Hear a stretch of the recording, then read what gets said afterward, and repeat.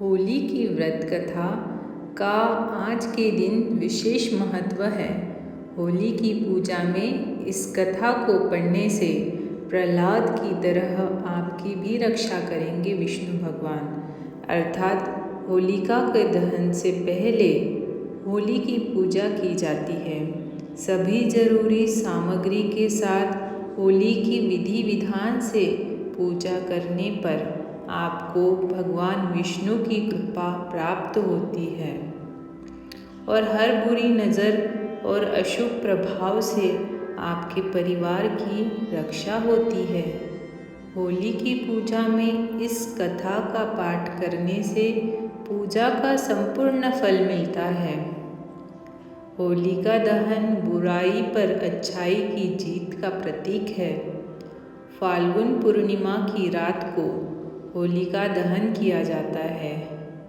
होली जलाने से पहले उसकी विधि विधान से पूजा की जाती है और आरती की जाती है।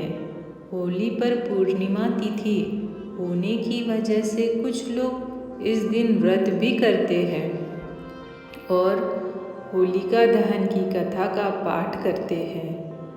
अर्थात मान्यता है कि इस कथा को पढ़ने से भगवान विष्णु प्रसन्न होते हैं। जिस प्रकार उन्होंने अपने भक्त प्रहलाद होलिका की अग्नि से बचा लिया था, उसी प्रकार वह अपनी आपकी भी रक्षा करेंगे।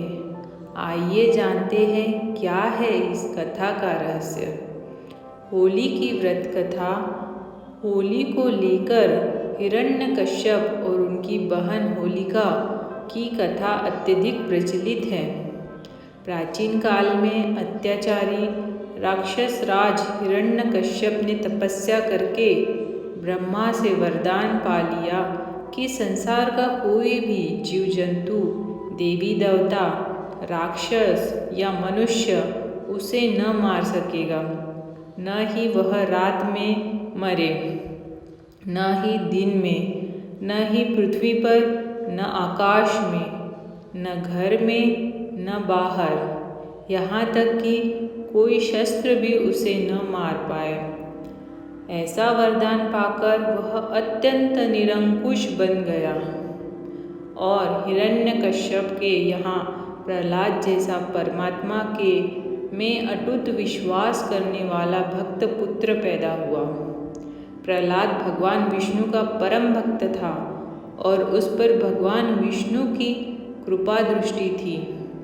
हिरण्यकश्यप ने प्रहलाद को आदेश दिया कि वह उसके अतिरिक्त किसी अन्य की स्तुति न करे। प्रहलाद के न मानने पर हिरण्यकश्यप उसे जान से मारने का उतारू हो गया। उसने प्रहलाद को मारने के अनेक उपाय किए, लेकिन वह प्रभु कृपा से बचता रहा। हिरण्यकश्यप की बहन होलिका को अग्नि से बचने का वरदान था। उसको वरदान था कि वो आग में नहीं जल सकती थी। हिरण्यकश्यप ने अपनी बहन होलिका की सहायता से प्रहलाद को आग में जलाकर मारने की योजना बनाई। होलिका बालक प्रहलाद को गोद में उठा जलाकर मारने के उद्देश्य से आग में जा बैठी। प्रभु कृपा से होलिका जलकर वही भस्म हो गई। इस प्रकार प्रहलाद को मारने के प्रयास में होलिका की मृत्यु हो गई। तत्पश्चात हिरण्यकश्यप को मारने के लिए भगवान विष्णु नरसिंह अवतार में खंभे से निकलकर गोधूली समय अर्थात सुबह और शाम के समय का संध्याकाल में दरवाजे की चौखट पर बैठकर अत्याचारी हिरण्यकश्यप को मार डाला। तभी से बुराई का पर अच्छाई की जीत के रूप में होली का त्योहार मनाया जाने लगा।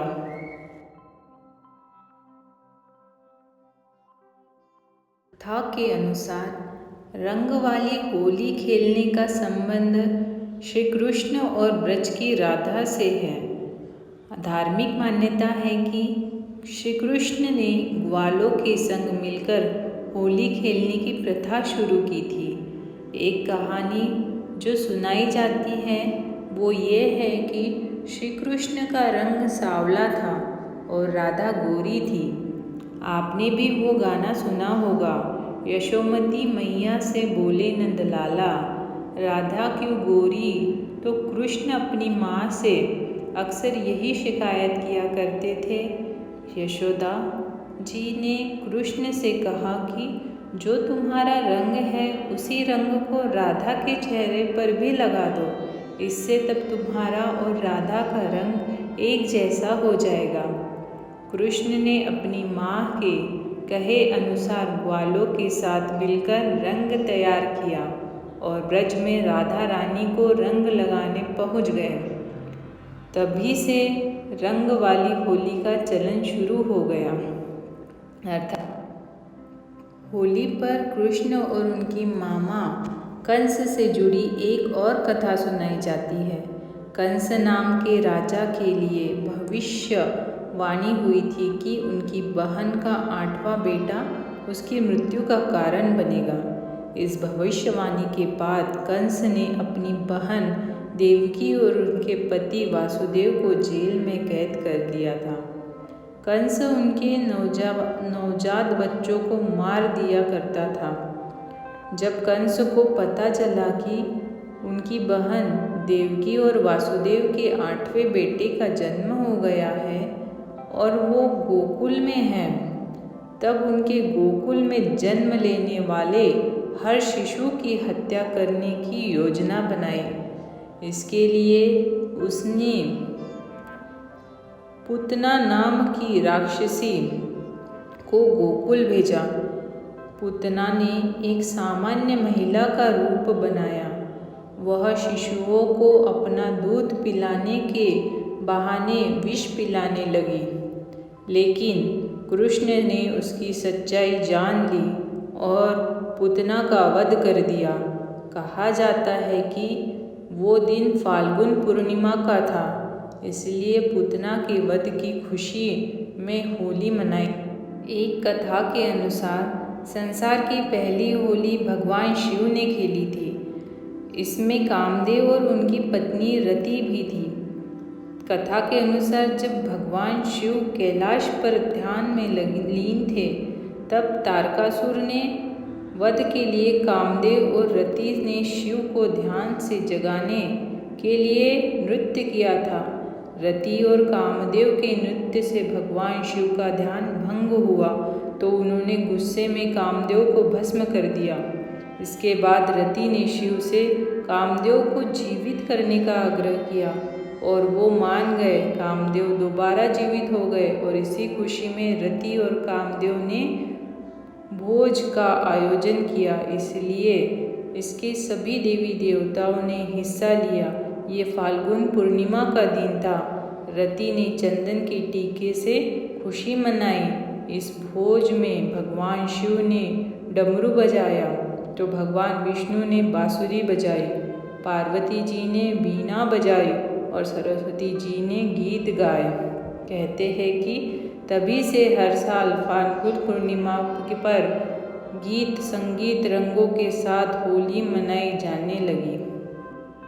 इसी तरह की एक और कथा सुनाई जाती है कि पार्वती भगवान शिव से शादी करना चाहती थी, लेकिन शिव जी अपनी तपस्या में लीन थे, इसलिए कामदेव पार्वती की मदद करने आए।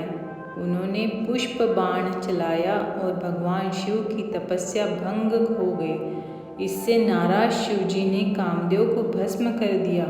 कामदेव के भस्म हो जाने पर उनकी पत्नी रति रोने लगी। रति ने शिव जी से कामदेव को जीवित करने का अनुरोध किया। शिव जी ने कामदेव को जीवित कर दिया और इस खुशी में भी होली मनाने लगी।